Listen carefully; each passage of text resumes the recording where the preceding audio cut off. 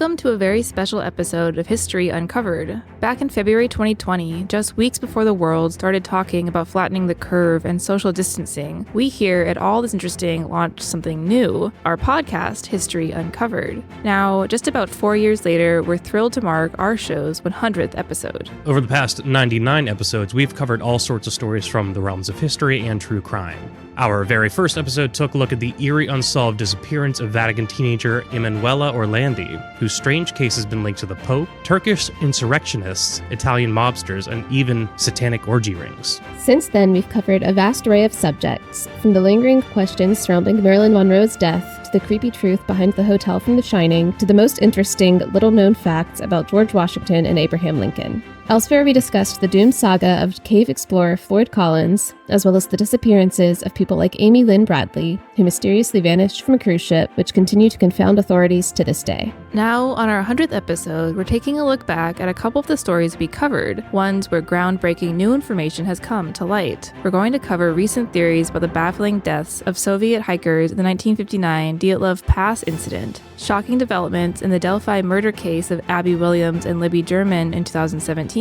and new revelations concerning the Somerton man who washed up dead on an Australian beach in 1948 and whose identity long left the authorities mystified. We'll also talk about some of our favorite episodes, your favorite episodes, as well as what's next for the History Uncovered podcast. As loyal listeners may know, this has to do with Jack the Ripper, though we have some other exciting news to share as well.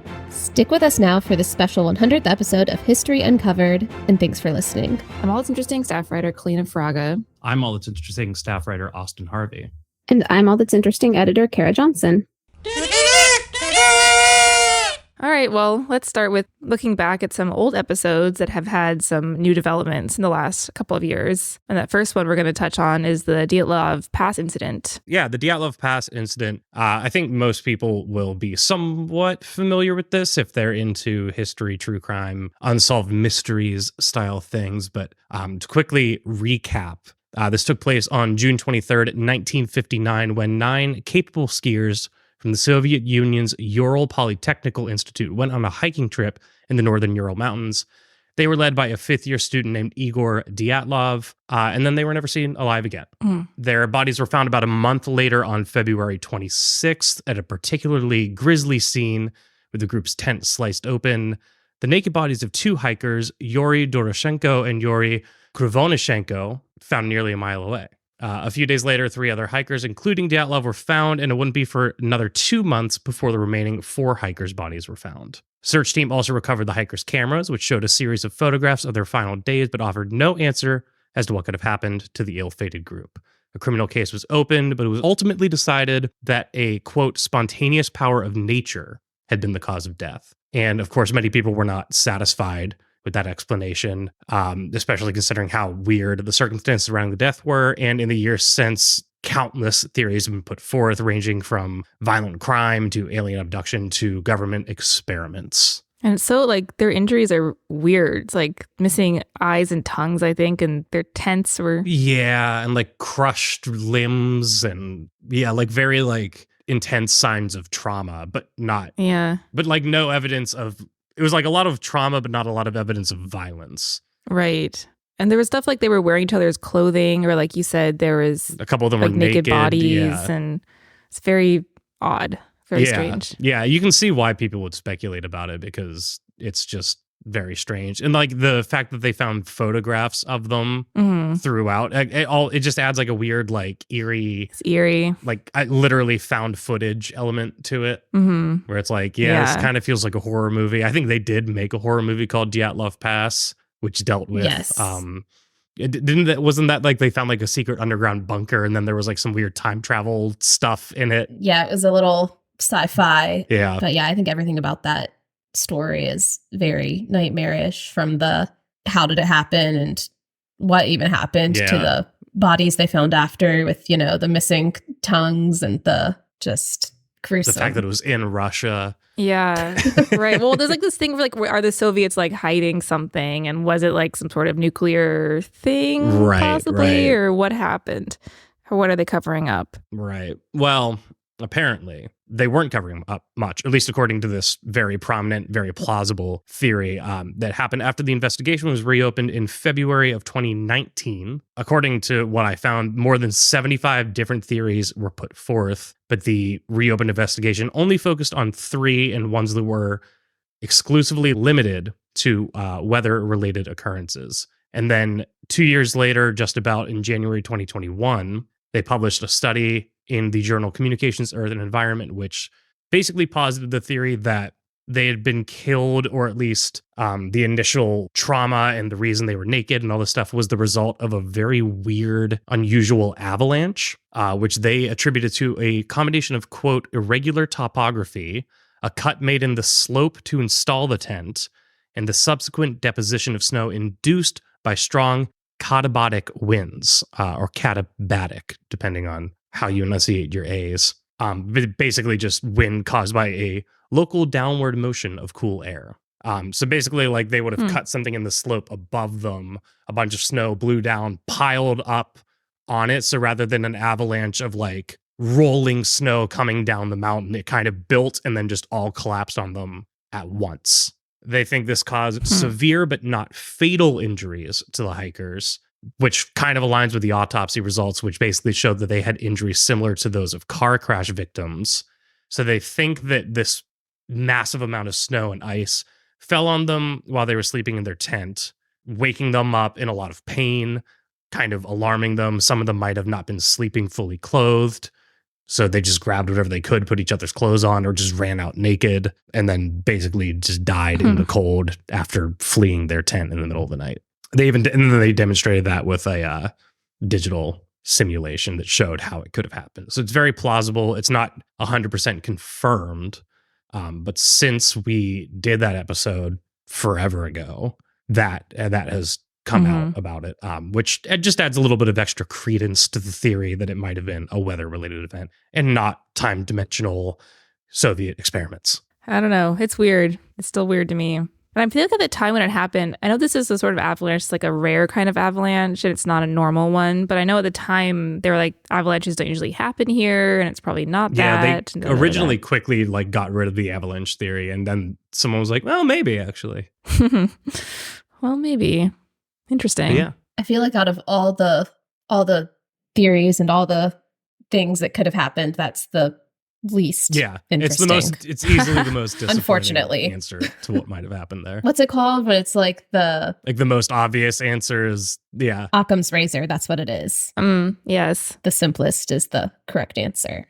I think it came up like several times during that first UFO case we talked about, Kelly Hopkinsville, where we thought, it might have been like owls or something like that. Yeah, I'm still behind the owl theory for that one, but that's a different discussion. Although in this case, it's not really a simple explanation. It's like maybe they put their tent in it this way that would have caused this rare avalanche. There were a lot of factors that went into it.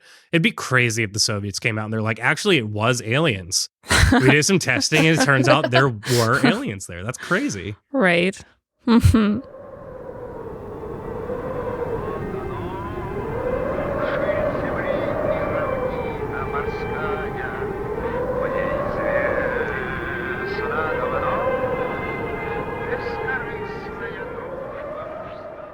The next story is a bit more, it's the same sort of a gruesome story that has had some very strange developments in the last couple of years. A little bit more recent. A little bit more. So these are the Delphi murders. They happened in February 2017. A 13-year-old girl named Abby Williams and her 14-year-old friend Libby German went for a walk on the Delphi Historic Trails in Indiana. They vanished. Libby's dad was going to pick them up about 3:15. They never showed up, and their parents reported them missing a couple hours later. Their bodies were found the next day. No one knew what had happened. And then the police later found some terrifying footage, I guess, on their smartphones. Libby had a video of a man approaching them on these trails, and the footage picked up him saying something. It was very grainy. You couldn't really hear him very well, but he said, "Guys, down the hill." Yeah, it was on her like Snapchat story or something. Yeah. Yeah, it was Snapchat. And there was another Snapchat on her, or they'd been sending Snapchats of the girls walking on this railroad bridge. And then there was a video from that same bridge of this man approaching them and saying, down the hill. And so their bodies were found the next day. No one could ever really identify this man. No one knew what had happened to them, if he had anything to do with their murders or, what was going on. So that case really just kind of hit a dead end for several years. We've discussed the Delphi murders on a previous podcast, and at that time, several theories had emerged, but there was no real evidence about what might have happened. So since our last podcast discussing the Delphi murders, in October 2022, a suspect named Richard Allen was arrested for the murders. In May 2023, it came out that the girls had lost a lot of blood, their bodies had been staged, and that the killer had taken a souvenir from the scene.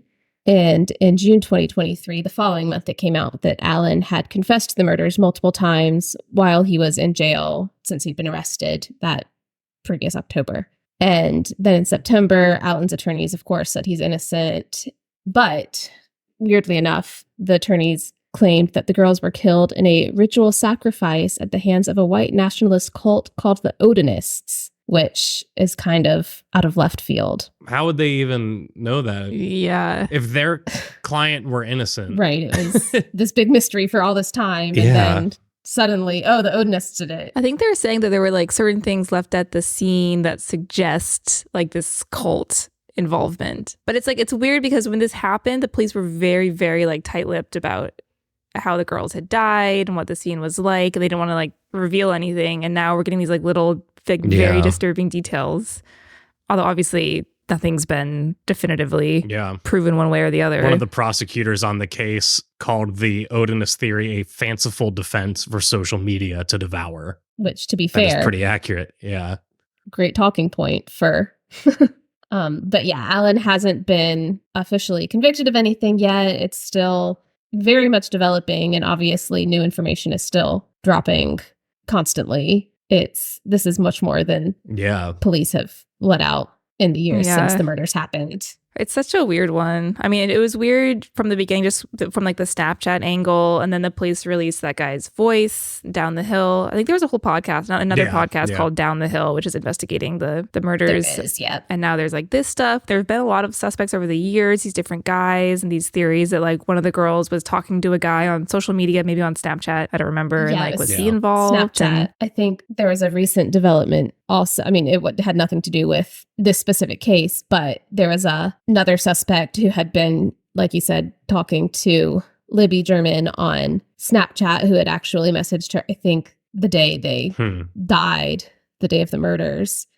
And so he was a suspect for a while, and he was recently arrested for something else, but it wasn't interesting these murders. So there's just a lot going on here. Yeah. Very weird. I mean, this is kind of like the opposite of Do You Love Past, where it's like that's the simplest explanation, and this one has so many weird, like complicated things, and it just seems like it's complicated and like I don't know. We don't have the answers yet, but it just seems like something very strange happened. Right. That Odinists thing, was very out of left field there. Also, taking what they said they took a souvenir from the scene. Did they say what the souvenir is? Because that's such vague word. Because that could mean any number of things. Yeah. Right. I haven't seen anything. It was in one of the court documents. It said they may have taken a souvenir from this staged scene. Interesting. But again, very little detail about what exactly happened or what the souvenir was or anything. Well, seems like an important detail, but I guess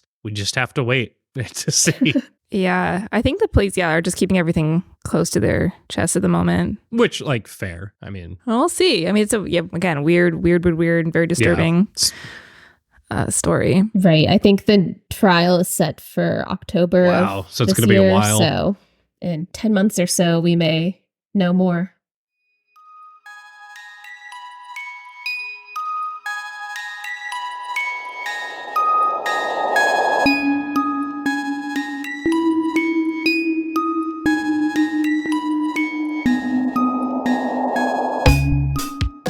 Our final story then, I guess we're moving right along, is the story of the Somerton Man. Another very odd story, which is basically this, that in 1948 in December, a body was found on a beach outside of Adelaide, Australia. This was weird, but it got weirder. He was a well-dressed guy. He showed no sign of injury or trauma. People had seen him the night before, kind of sitting on the beach as if he was drunk, trying to light a cigarette, but it wasn't clear how he died, and the more police looked into it, they found that he had no identification. The tags and labels on his clothing were all cut off. He had no wallet, no money. His pupils were unusually shaped. He had blood in his stomach, which could mean that he'd been poisoned. But police found his abandoned suitcase at a railway station. This also offered no information. And then in the final, weird twist of this story, they found a small pocket in the waistband of his pants. And within the pocket was a folded piece of paper that read Tamam Shud, which is Persian for it's finished or it's ended. They were able to determine that it had come from a rare New Zealand copy of the Rubaiyat of Omar Khayyam, a 12th century work of poetry. But they didn't know if that was a secret message someone had left or a message he was carrying or just something random. And, this is during the kind of the beginning of the Cold War. Was he a spy? Yeah. No one really knew. It's all very cryptic. All very cryptic, yes. Last year in August, DNA finally potentially identified him as a man named Carl Charles Webb, who was an electrical engineer from Melbourne who had vanished in April 1947. It's pretty likely it's him. He kind of dropped off the face of the earth in April 1947. He left his wife and he had deserted her and she wanted to divorce him. And it's possible that he had gone to Adelaide to try to find her, but this is just a guess. At the end of the day, there were still a lot of questions about what he was doing, how he died, what the poem meant. Why none of his clothes had any tags. Why he had nothing identifying on him. And it's very reminiscent. I can't remember what the name of this woman was called, Austin. We did a podcast on her who was found dead.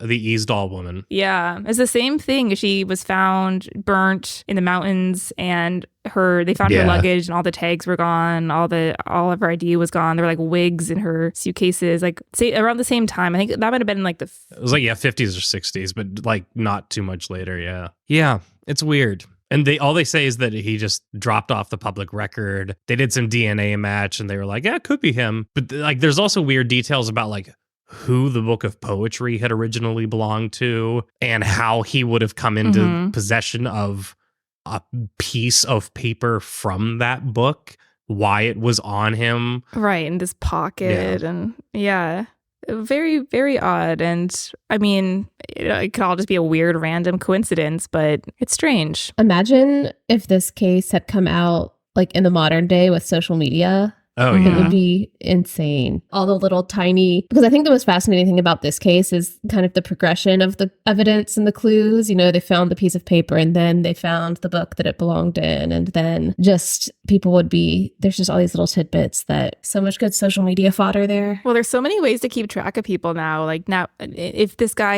if he died this year, it'd be did he have a smartphone, his credit cards, there are all these ways to track people down that didn't exist back then. Was he in the background of someone else's TikTok dance video, just walking by? That's how the body would have been found. It would have been a TikTok of someone being like, yo, this guy dead? I'm slapping him. They'd be like, I think he's dead. Yeah. Oh, God.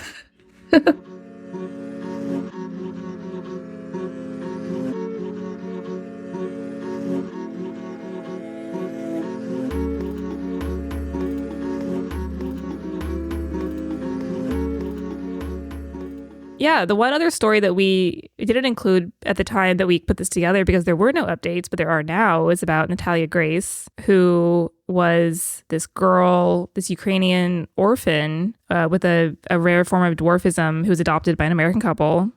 And things took a very strange twist after they adopted her. They claimed that she was not only an adult and not a child, but that she was a sociopath who was intent on harming them. So they did the normal thing and put her in an apartment and moved away and left her by herself.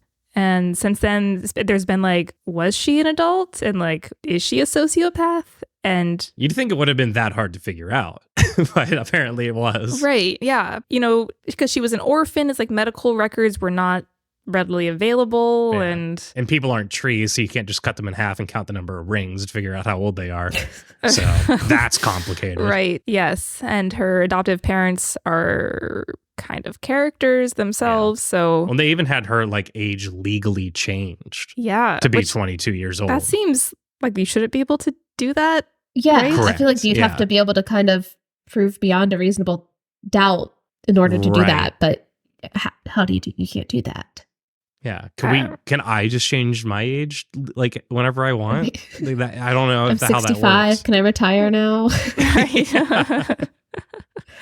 Yeah, but it turns out, she's like 22 now. There's a docu-series going on right now, and they did a DNA test as part of the docu-series. And Yeah. they're like, she wasn't lying. She is now the age they claimed she was over a decade ago. Uh-huh. So she was just a child. And they just threw her in an apartment and said, "Good luck." See ya. Wow. I can barely take care of myself at this point. I can't imagine being, 8 years old or whatever and having to make my own food. Oof. Yeah. Right. Yeah. So that's a kind of a developing story as well. But yeah, very, very odd. Yeah. Poor girl. Yeah. I mean, she does seem like someone with a lot of trauma and I'd imagine. issues, but It'd be kind of hard not to. Right. Yes. Being an orphan, coming from a whole different country, and then Yeah. having the medical disorder that she has. I mean, that's just a whole bunch of trauma right there on top of. Being accused of being a murderous sociopath when you're 8 years old. Yeah. right. And I think the couple who had originally adopted her divorced now, and the ex-husband is now blaming his ex-wife for most of it. Yeah, I read a kind of a brief like Slate article about the latest developments, and I guess he's in the docuseries, the husband, and Yeah. the wife is not. But he seems like an unreliable narrator. to put it lightly.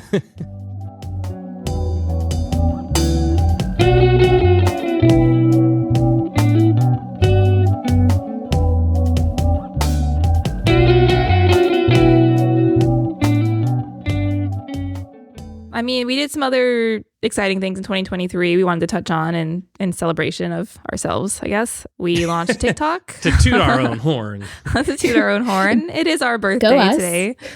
We started doing podcast series instead of standalone episodes. And we started doing History Happy Hour, which we do once a month. Yeah. And they've been fun. And it's been really great because it seems like people have been liking these new things. When we look back at some of our most listened to episodes of last year, our Titanic series was top of the list, which was neat, as was History Happy Hour, some of those episodes. Well, and not to mention, we totally just changed up the format of how we do it. Yeah, we did. Yeah, it was always a scripted show. And then we started doing more of a discussion type thing, which has been fun. It Yeah. has I've been. enjoyed It's it. fun to throw ideas back and forth and get different perspectives on them rather than just, the typical scripted. As remote workers in 3 different states, it's like one of the few times we actually get to like chat for a long period of Yeah, time. that's true. Cures the loneliness. One of my favorite gags in any movie, TV show, form of media that will always get me is someone laughing and it turns to sobbing. Like, I just think it's so Yes. funny every time. Just that like laugh through the pain, but then it just becomes pain. Oh, it's so good. I feel like that's the story of my life. Just Laugh through the until I pain. cry. Yeah. Cry until I laugh, Vice Laugh versa, until you either cry. one. Yeah. No, it's been, like you said, it's been nice seeing some of the effort pay off in a lot of different ways, both Yeah. from a like personal standpoint of like a validation or like a being able to like, hey, we actually get to sit down and like talk to each other for an hour now, which is very nice. Yeah. From a personal standpoint, but also like, analytically, you can look at numbers of things and break it down like a business would and be like, yeah, people are clearly like engaging with this and enjoying it. And the numbers show that our TikToks, not all of them perform amazingly, but some of them do. Yeah. We had the Jeannie Wiley one, by far the most popular, with like 141,000 people looking at it. Mhm. Michael Rockefeller's up there with like 131,000.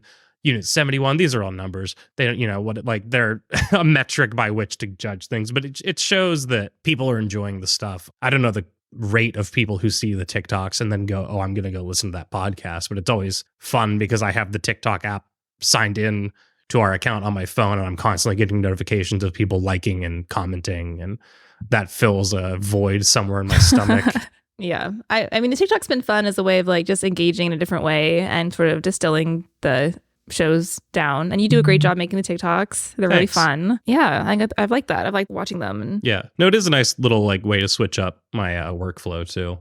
It's less thinky, you know, it's just like putting pictures together. yeah, but you're under 30, so you're uniquely suited for that, Yeah. you know?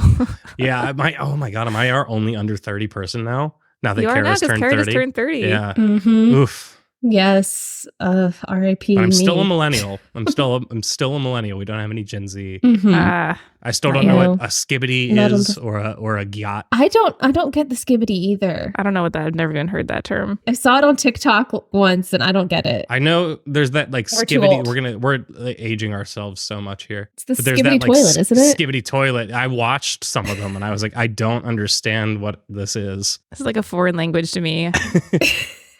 One of my one friend's like really well versed in Gen Z language. He What said something about skibbity gyat. What was the Fernum tax or whatever? What? I don't. I'm gonna right? tell you. I'm done. I'm done. I don't what these know. words mean. Austin was one single friend and he can't even communicate with her. I'm like, what are you saying? You got that skibbity Fernum tax. There's like one other really common saying that I'm like totally Riz. I know what rizzing is at least. I saw that in the New York Times. Yeah, it's the word of the year That's last like an year, ancient so. person. Yes, that's where I learned about it. I saw that in the New York Times. That's so funny. Oh my god. It was one of the crosswords. Oh my gosh. That is a good crossword. They like young words in the crosswords. Oh my gosh.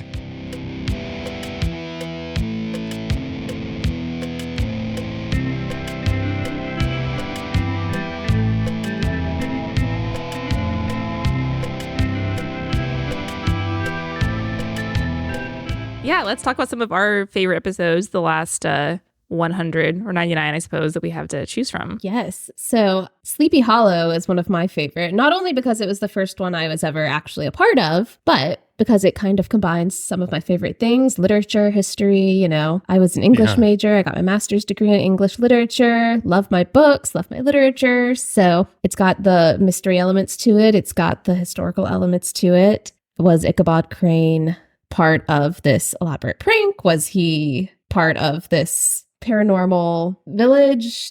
Who knows? So that one was fun to throw around, discussions back and forth, debating, you know, which was it, or either, or neither, or both. Who knows? Exploding Whale, that was an older one, but how can you not enjoy a story about a whale that people exploded with dynamite on a beach? It's classic. That happened in, was it in Oregon or Washington? It was in It was Oregon. Oregon in 1970. Oregon, yes. An Oregon beach in 1970. A whale washed up. No one knew what to do with it, so they just exploded it. And blood and guts went everywhere, and people were somehow surprised by that. With the best off the cuff news quote of all time, which was like what, it blasted blubber beyond all believable bounds or something like Yeah, that. I something wish like I that. could alliterate like that off the top of my head. That's I amazing. know. It's beautiful, beautiful piece of broadcasting. Look at me go right there. Hey, look at you. So yeah, that one just cracks me up because people were so surprised by how much damage putting, you know, TNT in a whale and blasting it off caused. And I feel like that's Yeah. kind of common sense, but you know, maybe it wasn't in Oregon in 1970. Now we know. Who knows? Now we know. And then I also love, for different reasons, obviously this one isn't quite as humorous, but the Nutty Putty Cave. Very sad story about the spelunker who was trying to traverse this super narrow passageway in this cave in Utah, got stuck, and he died. They couldn't get him out, and so they just closed off the cave with his body inside. So that's very eerie, very sad, very just kind of everyone's worst nightmare. And if it wasn't before, now it is once you've heard that story, because Yeah. can you imagine a worse way to go? Nope. Well, yes, Just- but that's up there. Well, yeah. Yeah.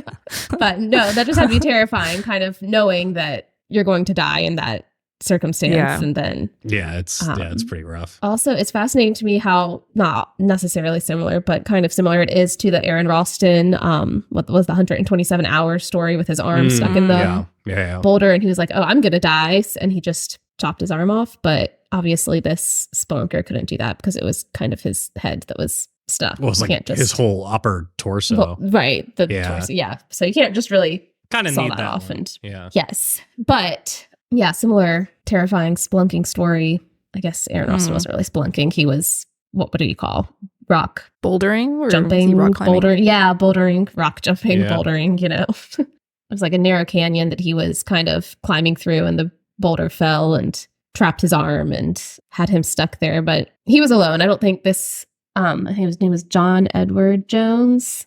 Yes, Yeah. John Jones. He's like with his in family. Nutty Putty Cave. A fun Thanksgiving outing turned Right, tragic. yeah. Mhm, I know, that's just so sad and such a nightmare. But that is always a probably one of my, I guess, I don't know how to say it. It's my favorite because Well, no, I mean, it's an interesting topic, and it is. Yeah. It's like an eerie, I think the fact that his body was buried in this cave because they just, even after he died, they just couldn't get it out. Yeah, that's just a fascinating little piece of Utah history right there. Yeah. What are y'all's favorites? my favorites. I, of course, liked the La Lechuza episode. Mm. I always am really, really interested in folklore. And so when we get to talk about folklore, that always really excites me. And La Lechuza was something I was not super familiar with before we did the episode. But the story of it's really, really cool. I've learned a lot of since taking this job, learned a lot of really interesting, obscure folklore stuff, which can be equal parts frustrating to research and interesting. Because so yeah. much of it's like word of mouth and very different that when you're trying to do like a concise write-up of it, you're like,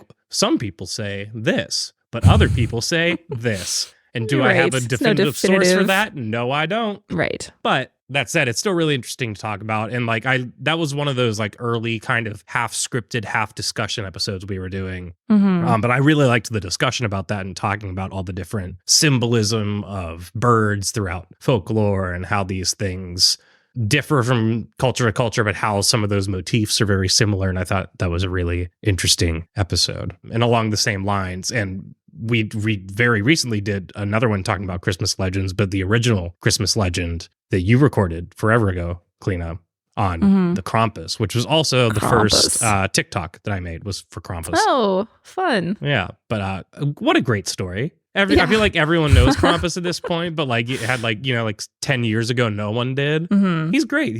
What a goofy guy. The illustrations are so Krampus. fantastic of The Krampus. So the good. like German His Christmas tongue and cards are everything. so good. Oh, yeah. All of those vintage Krampus Christmas cards are just like chef's kiss. They're so good. Okay, my Mhm. hillbilly ass has been calling him Krampus this whole time. Yeah, that sounds about Krampus. right.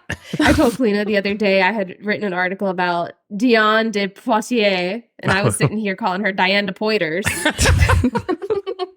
So yes, it's not Krampus, it's Krampus. Krampus. Krampus. Excuse me. La Lechuza, Krampus. My third favorite episode, just because it's so funny, and I still want to write a movie adaptation of this one day. The 1904 Olympic Marathon. That's a good one. That one was a lot of fun. What a goofy story. Just an unmitigated goofier and disaster. goofier. Yeah. It's just like every step of the way, you're just like, what? How? Why? What are they doing? They're like, yeah, water is bad for you. So here's some bourbon halfway through. Go run a marathon in Yeah. August in Missouri. Yeah. Yeah. Over here, we got Dr. Pepper. Over here, we got a man dying of thirst. Quick, give him drugs and egg whites. This was part of the World's Fair that year, wasn't it? Uh-huh. Mhm. Or was that Or they were going that on at whole- the same time, but Yeah, in the same Yeah. vicinity. That whole World's Fair situation also was just a disaster that It's year. fascinating. There's a lot going on there. Yeah. Yeah. Was that the one where they burned down was it a bullfight or something? And I have to look it up again. And I there don't was know. a riot outside, or the St. Mhm. Louis bullfight riot I didn't know Yeah. about that. that happened in 1904. Wow. Oh my God. I almost wish that that bullfight had broken out and then the bulls were chasing the marathon runners, because that's a funny image of just. It would totally fit with everything else that happened during that marathon. I wouldn't be surprised. You could lie and tell me that did happen. I'd be like, yeah. Makes sense. Tracks. Yeah, tracks. Thousands of people rioted in St. Louis, Missouri, just north of the 1904 World's Fair after a bullfight was canceled by court order. It resulted in a handful of injuries and complete destruction by fire of the Norris Amusement Company arena. Wow. One bullfighter murdered another Complete shortly after the riot. Amazing. Yeah. This sounds like an article waiting to happen. Yeah.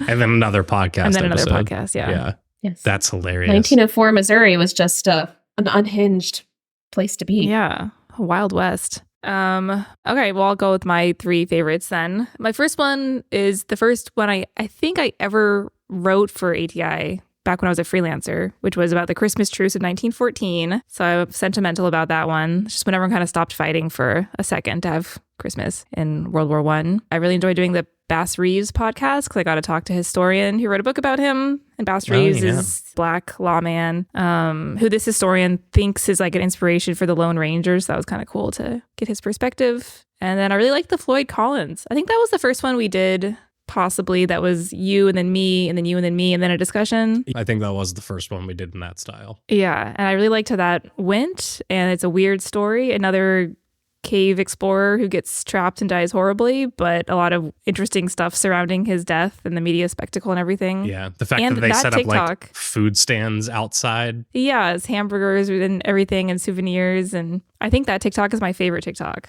For some reason, Yeah. I was like, It's simple. I think it's cool. like it's like 3 photographs maybe. Yeah. Yeah. It's that one and Maud Wagner are my two of my top ones. Yeah. And both of those people really liked as well.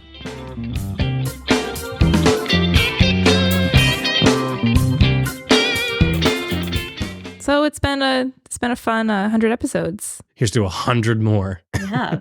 Covered everything from exploding whales to the Titanic to people dying in caves. Yeah, and we've got more stuff to come. Our next big thing is going to be the Jack the Ripper series, which is going to be coming up next. Yeah. Yeah. That's going to be cool and gruesome and interesting, as always, kind of our thing. Bermuda Triangle, that's coming up later this year. And then we have some cool standalone episodes. We're going to do one on Mary Magdalene, which I think will be really cool, and the Osage Indian murders, which is what Killers of the Flower Moon, is that what the title is? Yeah. Is Yeah. based upon. So, Which I think that just came out now on Apple TV Plus. mhm. So you don't have to go to the theater anymore. So maybe I'll finally watch it. Oh, cool. It's supposed to be really good. I've heard. So yeah, some exciting stuff coming, and we're having fun. I think people are enjoying the podcast, except for some naysayers that Except pop for a up every now and couple then. But Yeah, well, you can't please everybody. you can't please everyone. Win some, you lose some. So yeah, I guess we could say just like, thank you to everyone for listening, and we really appreciate that. And we're going to be coming out with some more stuff very soon.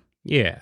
And as always, you can find any of these stories in written form on allthat'sinteresting.com. You can also become a member at allthat'sinteresting.com/membership. Mm-hmm. And you can sign up for our newsletter at allthat'sinteresting.com/sign up. Yes, perfect. Yeah, because you sign up for the newsletter. So you go to /sign up. Yes, and become a member through the membership. Yeah, makes sense to me. Amazing. Yeah. You can also, if you want to reach out to us to say hello, to ask a question, to suggest a story, whatever, you can call us, leave a voicemail, 929-526-3029, or send us an email at podcast@allthat'sinteresting.com. Yeah. And if you're in the New York area and you have any stray kittens or dogs that you're looking to get rid of, Kalina's looking for a pet.